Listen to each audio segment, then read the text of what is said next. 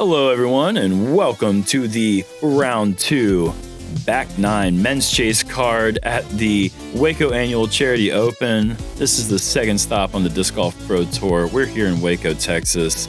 We got Big Julie commentary, Jeremy Koling joined by Paul Ulibarri, who is on this card, who is shooting a great round, but not as great as Paul McBeth, who is perfect. Yeah, and it's actually a little bit annoying.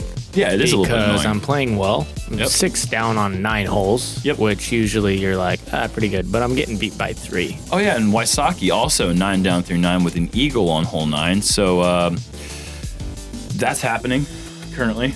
Yeah, like I said, annoying. It's annoying. It's like... But beautiful. It's beautiful. Yeah, you can appreciate it, but at the same time, it's like you appreciate it more when it's you. Yeah, and it's more annoying after the fact. During the round, like you're just like, okay, I have to stay in my zone, and I'm like trying to do really well, and then you're like, I'm watching now, and I'm like, wow, that's kind of annoying. Hole 10, one of the most beautiful holes here at Brazos. And at this point, Paul's feeling it. Yeah. And then... Oh, kicks off to the left, but not into the rough. That is going to keep that perfect round opportunity alive. 5 feet further left, that might be gone. Absolutely. He just catches that guardian tree on the right, and Emerson shows you exactly how to play this hole. Yeah, just by ripping it perfectly down the middle with a straight fairway driver. Yeah. Yep. Okay. Far, too. We caught up to you guys on this card, and McBeth said, is anyone else going for it? We're like, going for what? It's 591 feet. But I think what he meant was, is anyone else trying to do this? And because you just went through a million limbs and threw a nuke 100 bazillion feet. Yeah, but then I went in the rough. Yeah, but you're still far enough up there that you could probably just pitch out, right? I mean, I was happy that I wasn't 83 feet off the tee. Yeah, that's fair. I threw that thing so high, I wanted it to be about this height. Yeah, this is the ideal shot here off to the right side of the fairway. That is probably the best place you could put the disc. Yeah, I had a flashback to like Fountain Hills and Heiser game. Uh-oh. And McBeth with a nice wide Heiser line going with a buzz. Oh, and that is going to be a tough putt from circle's edge. But he might not have anything in the way. I think that he should be fine. And the way he's putting right now, that actually, when I say tough, I guess I just mean like for the majority of the disc golf world. Right. Yeah, but he's still going to have to earn it. Mm-hmm. Good little ground play to get a little closer from Emerson. Mm-hmm. Yeah, that could have been another 15, 20 feet longer, but a nice little dance around that base of the tree. And then yummy, yummy. Yeah, yeah. More Campbell's soup, please. Yeah, it's funny. Emerson, for the longest time, I called him Keith Emerson. I didn't know that it was... Yeah, Keith is more of a first name and Emerson's more of a last name, yeah. I didn't know. Oh, no. Yeah. Yeah, I can see the problem with being that far right.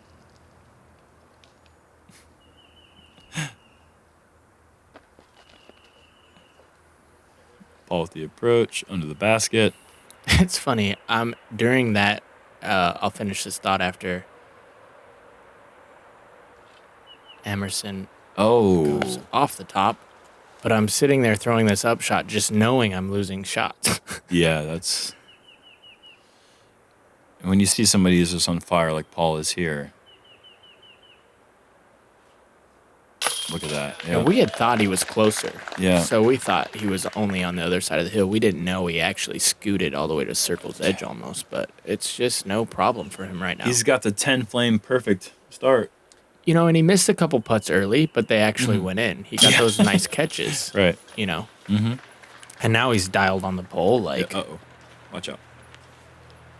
Emerson with a good par save from 27, 28 feet. And James with a nice little yummy, yummy birdie. Mm-hmm. Yuli will move up for your par. Ooh, what he doesn't know is I tried to take a little birdie off. Oh, off his hand? Yeah, with a high five? Yeah, give me some. That's a clever trick, folks. If you ever want to take birdies from someone else who's on fire, just give them a high five. Low five. Low five? Yeah. Ah. So you're walking by, and then they're like just kind of trying to get by you without any sort of interaction, and you just put the hand out and they have to hit it. We call that the Paul shake. Mm-hmm. All right. Jeez, I don't even. What are we doing? We're doing commentary. Hole 11, it's 279 feet, straight ahead. You know what to do. It's like Paul's going with that flippy mid-range again. That is so high. And this is turning over really far right. Oh, that is going to be really tough. He might be inside the circle, but I don't know if he will even be able to see the basket. James doing James-like activity, hitting a putter right down the fairway, and going to leave him a 30-foot putt for his birdie. Yeah, nicely thrown. Mm-hmm.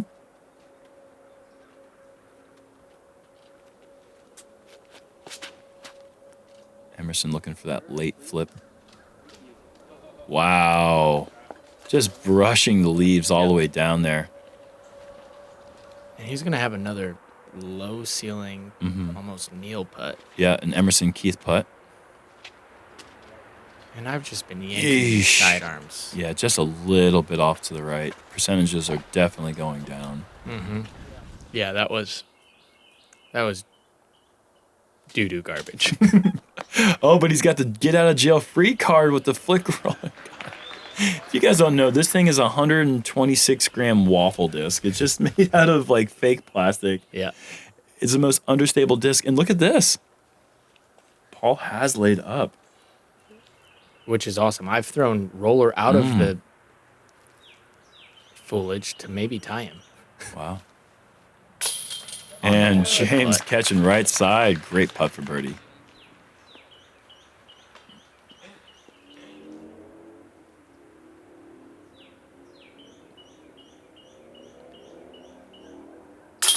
And a great par save with the waffle disc. You call it your get out of jail free card, right? Yeah. Yeah, whatever. That thing is so crazy.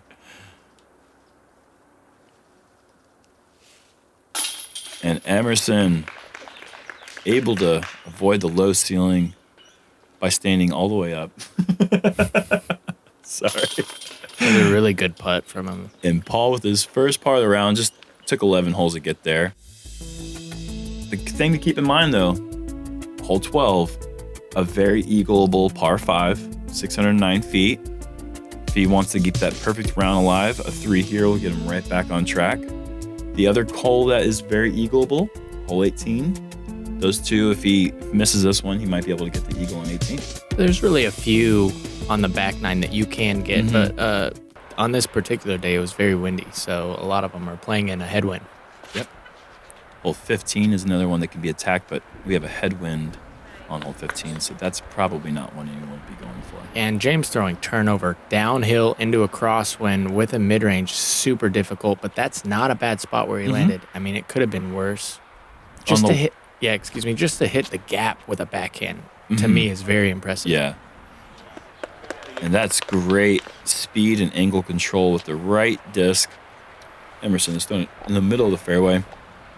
And that, to your point, James's shot is even more impressive when you consider that it's going to turn over with this right to left headwind.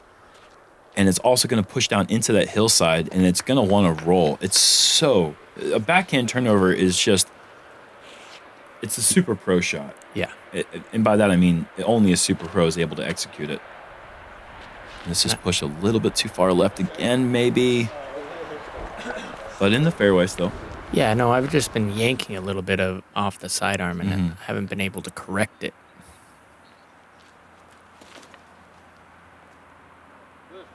And this is looking really pretty from back there. Oh, does it catch the top of the hill and cut down? If it just crests that hill, he's going to have maybe 60 feet for eagle.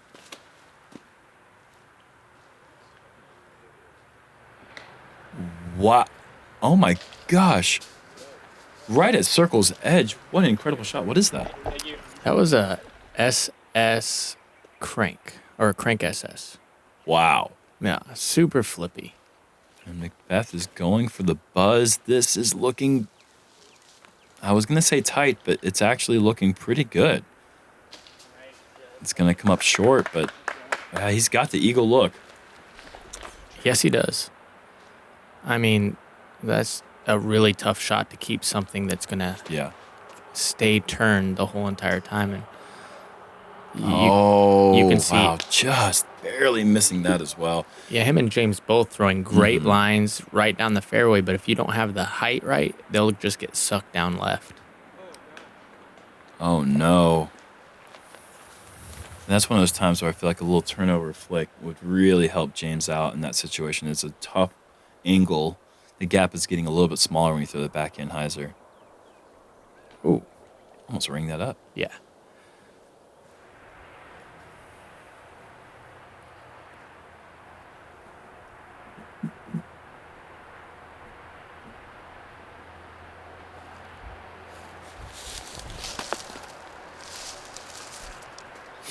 And James is going to have to settle for par. McBeth does have a window. It looks like he's lining up the putter here.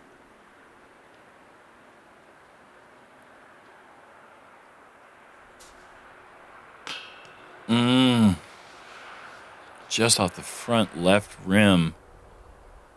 We've got an eagle look for Uli. Just left side. Yeah, we were both really hemmed up in there. Lots of hanging limbs and not a lot of body movement. That's the only thing that I really think truly gives this hole that par 5 feel. And it averages 4.79, so I mean, just below, it would be like the hardest par 4 ever. Yeah. You know, if it were a par 4. It's just one of those ones that can certainly be executed in 2 shots and get you up there for your eagle 3. I feel like that's the consensus on this course is a lot of these holes are really hard par 3s or par 4s or par 5 plays really easy. Right, but it's hard to say. Like, what do you define par as? Do you find it as a scoring average thing, or how many shots it takes to get to the green plus 2 putts? There's different modes of thinking about that. But anyhow, we're on to hole 13, which is a true par 4, one that is reachable with a tailwind. However, we do not have a tailwind. We are going to be going into a headwind for the next 4 holes. It is 555 feet, and players are going to go either wide sidearm or maybe down the middle backhand.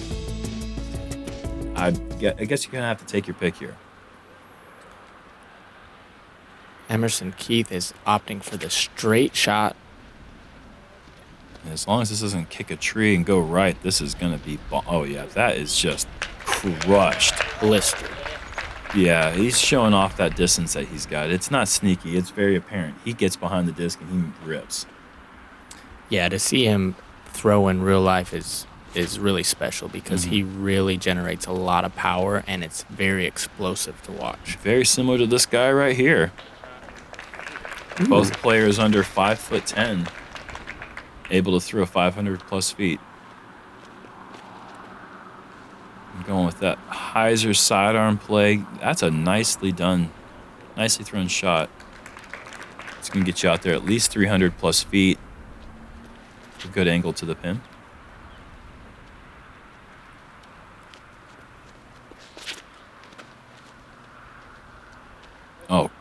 Oh no! I wanted to see that thing fly. Wow. Yeah, that had the distance to maybe even get into circle 2. Wow.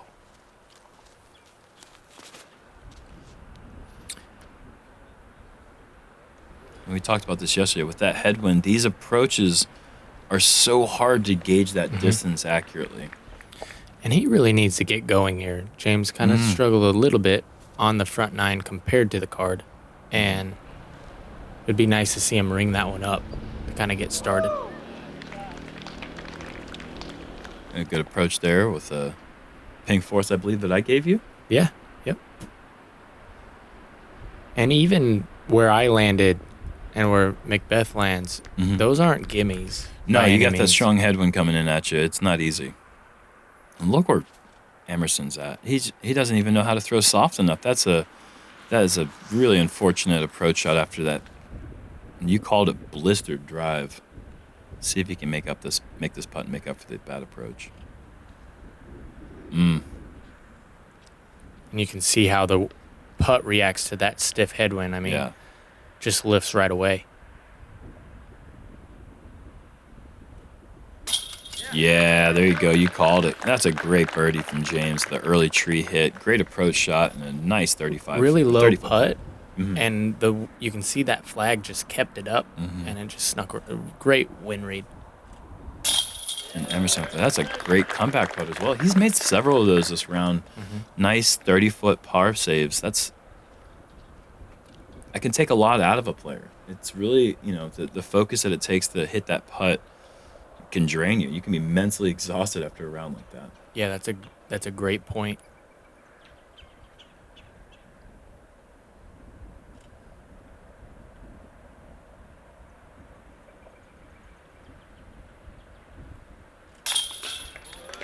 Great birdie putt.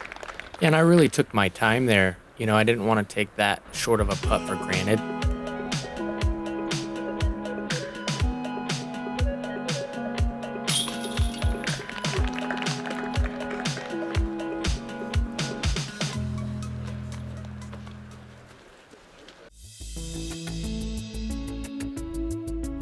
Hole 14, the last par 3 on the course, 303 feet. Stiff headwind here, coming in at about probably 20 miles an hour at this time of the day. Really nice to have a good forehand on this hole, to keep it low left and skip up this hillside. Backhand's tricky. I'm sure James is going to be throwing some sort of mid-range or something like that, but with that ceiling being low, it's kind of hard to float one in.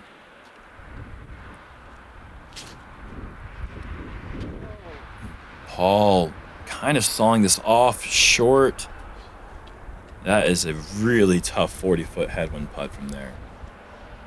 Yeah, and it's almost playing a little downhill as well. So in order for him to actually have a runnable putt, he's going to have to be really aggressive.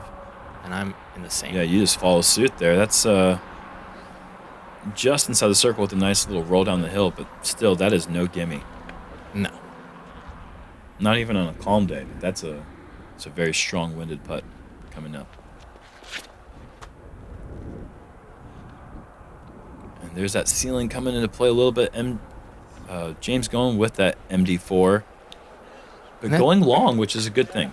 Yeah, that's really as good as you're going to do there with a backhand, in my opinion. That is such a difficult shot. That's a stable disc.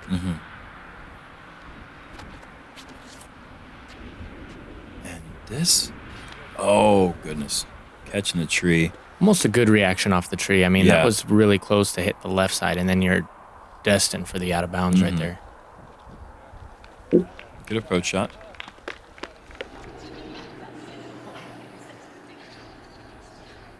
This putt will keep Paul in that running for the perfect round if he can make it. Oh, gosh. Yep. It's like he placed it into the basket on that putt.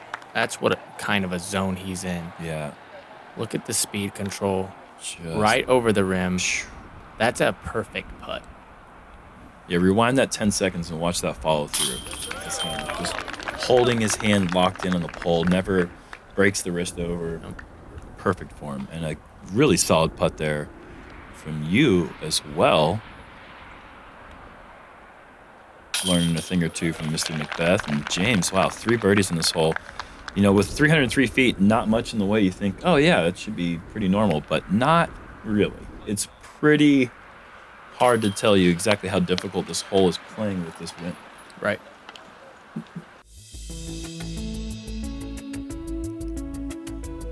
Moving on to hole 15. Par 4, 558 feet.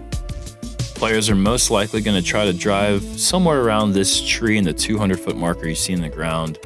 If you really get behind it, you can get into this little graded area, leaving you 150 feet into a headwind for the approach for the birdie 3. Yesterday we saw a couple players with the trouble not turning the discs or turning the discs over too much, but Paul keeping the disc low and driven. That's an ideal tee shot. Yeah, he told me his game plan on that tee shot was to keep it below the fence so he couldn't have a chance of even going out of bounds. Yeah, that's brilliant. See the display of accuracy and precision that he shows on that tee shot.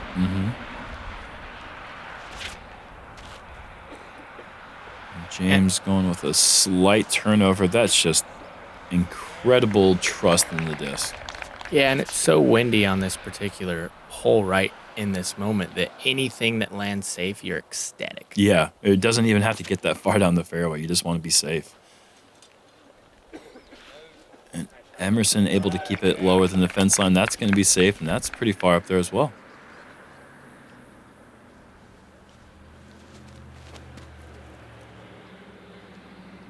And how close to full power are you throwing on that? That's as hard as I got on the sidearm hyzer. Yeah, that's a long way to go into that headwind. You're probably only 280 from the pin, but with that headwind, you just have to throw so much power. Yeah, but it's playing like 500. Yeah, so it's playing so far. Yeah, and I just throw about 480 there, no problem. Just kidding. And James will have a 30-foot comebacker with a slight left to right tailwind. Emerson going for the high overstable driver approach and sticks it perfect. Very well done.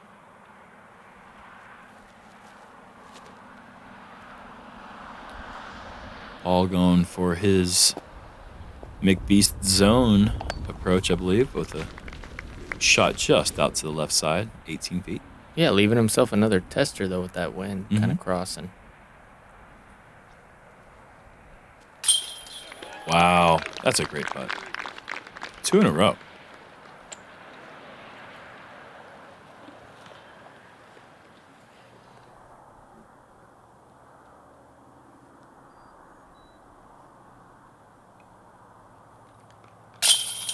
Oh, nice putt from James as well. Yeah, and talk about, his stroke. He's made about, 3 in a row from that same distance in very windy conditions. He's putting great now and really putting together a solid round. Yeah, he's got 5 down through 6 holes in the back 9.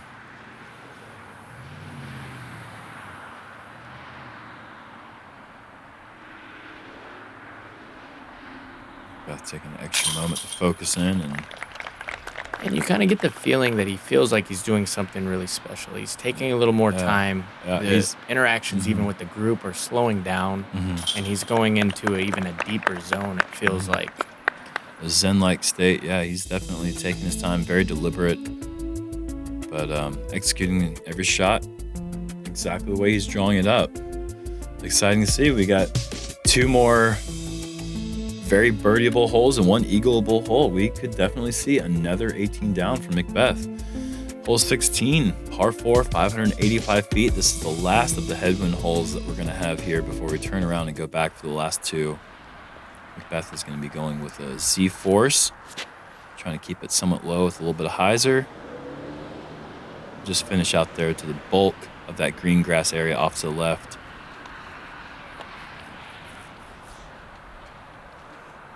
We'll leave him close to about 190 to 200 feet for his approach. Are you going for a Kong? Is that a Kong there? Yeah. Oh. I was unaware that they were good headwind flying discs. You trust that with a little bit of hyzer? I do. I mean, my arm speed isn't like some of these other younger kids who are really putting a lot of torque on it, so I'm able to...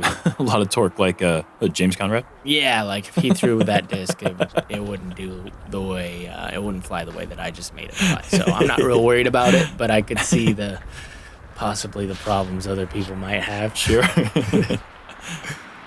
James, even with the tree kick, he's still in a great position. And Emerson getting the full flight there. You love to see that nice turnover ride. And yeah, it doesn't hit anything. That's going to leave him a really short approach.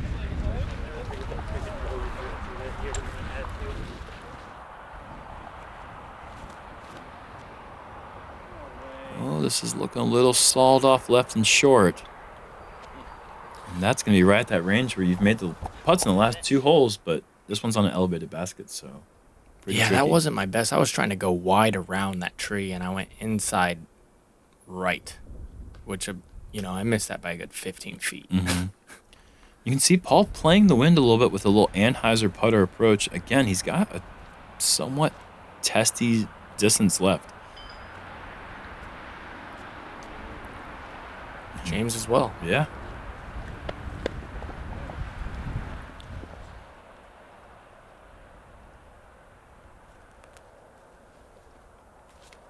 You saw Emerson on the last hole from this distance throw sidearm, and he opts for the backhand. Yeah. Or 2 holes ago, pardon me. This bullseye for the kids' disc golf sign.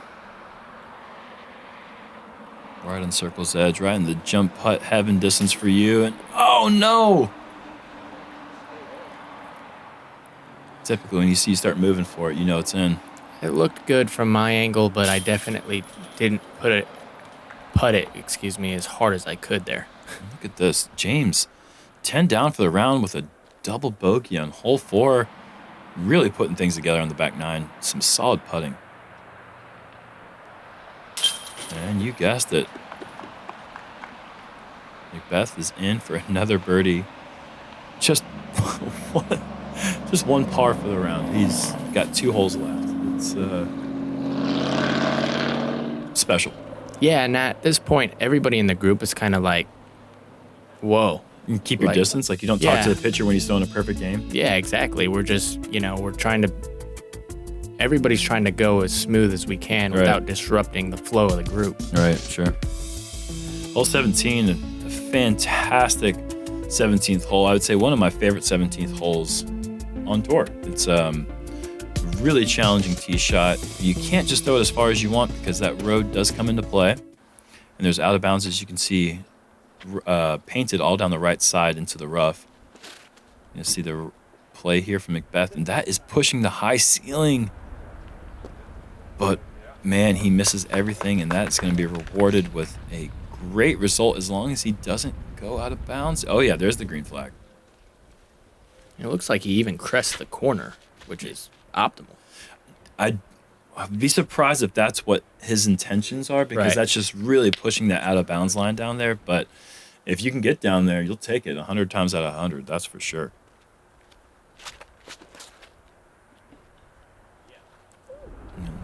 You can see that strong tailwind pushing that disc down and off to the right with the hyzer. That is kind of a tricky angle to attack the pin from. We'll see if he gets aggressive.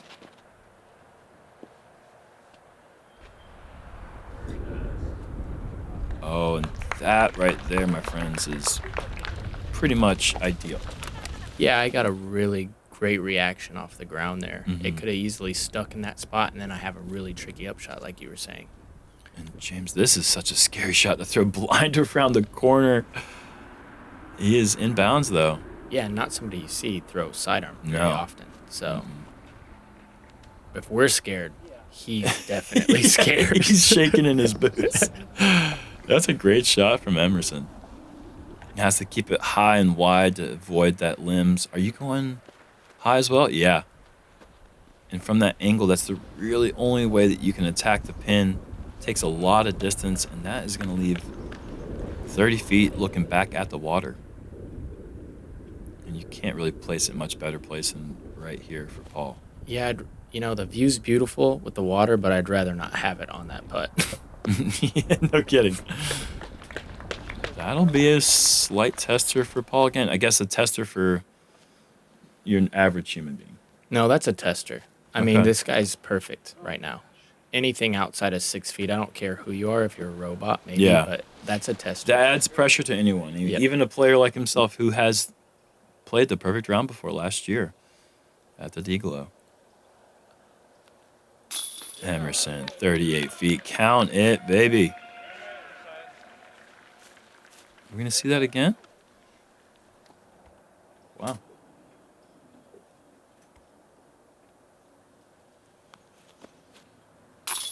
Oh, count that, too. Wow, 2 in a row outside the circle.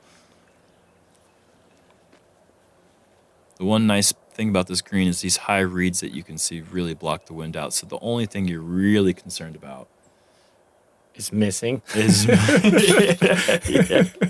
Yeah, I guess you're right. Yeah. And James just on fire from at this point he'd almost rather throw it to that distance because he's just making them all. Yeah, he's just zoned in.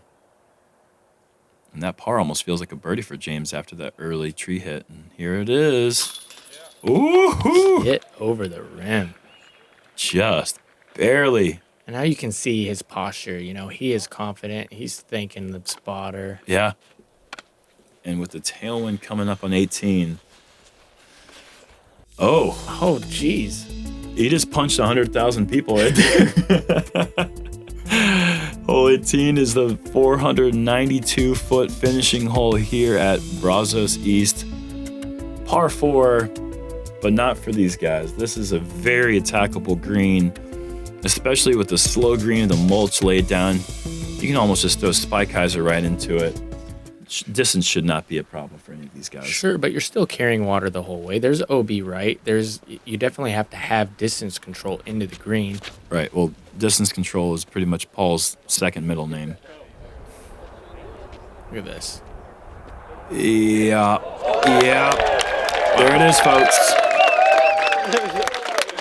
There it is, and he knows what that means. Wow. That's a 492-foot walk for the perfect round. The second one of his career. Look, and you can hear people behind him just rooting just this disc on to just stop. We want it to be close. We want to see, history made, and it's just an incredible thing to see. No one has ever shot. The previous course record was 52. Right. Held by formerly myself and James Conrad. Originally James Conrad, and then first round I tied that with a 52, and now that's just going to get smoked. Just obliterated by 3 strokes. First person ever to shoot in the 40s at Brazos. Look at these shots. You guys are just throwing little lawn darts here. Look at this.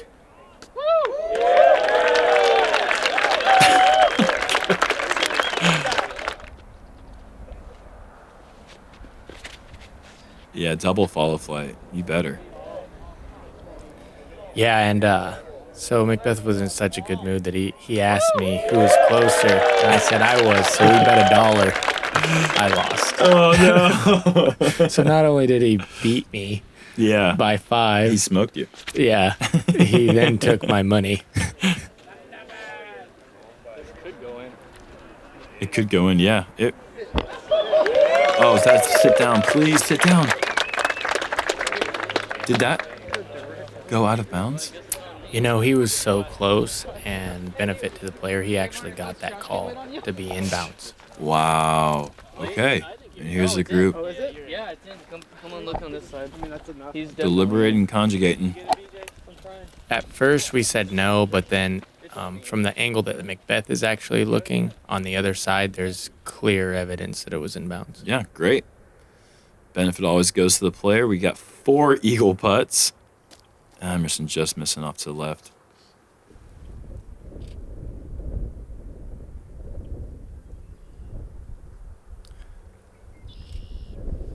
And James over the top. And even, as Paul's waiting here, I'm talking to him, and he's even going through ways that he could possibly miss this putt. So nobody, he's still feeling the pressure, even though it's a tap-in. Mm-hmm. What he's about to do or try to do is, in his mind, he knows what's at stake here. Yeah, I mean, we haven't seen 18 under before McBeth did it last year in Michigan. Now he's got a chance to do it again with I'm going to call it 8 feet. Yeah, and forget about it. Perfect round, folks. Oh, look at that goat mode. And there we go. We see the McBeast reactions, the high five, the smiles. You can finally take a deep breath and relax. Another 18 under, but guess what, folks? 18 under only puts Paul McBeth at 28. That's still too shy of our leader. Ricky Wysocki breaking with a previous course record, shooting a 16 under. Coming up here, I'm sure, soon. Look at that, fairways hit. He's, showing the previous course record, and then there's the new course record. 1,100 rated. It's a lot of green. Green is good in disc golf, folks. It must have been something special to play with, but look at that. Wysocki only 2 strokes behind. What is disc golf anymore, man? What is going on in 2019? We're just seeing some unbelievable golf from these guys. Ricky Wysocki, Paul McBeth, Paul Ulibarri, and Emerson Keith rounding out the league card. There is a fire chase card coming out too. Wow, congratulations to McBeth. Great golf played by so many players in the field right now. We know you guys are going to tune in for the third round. If you get this message before the Waco party tonight, 100K, make sure you come out and join us all partying in the 100K party at McLean Stadium in Waco, Texas. See you later.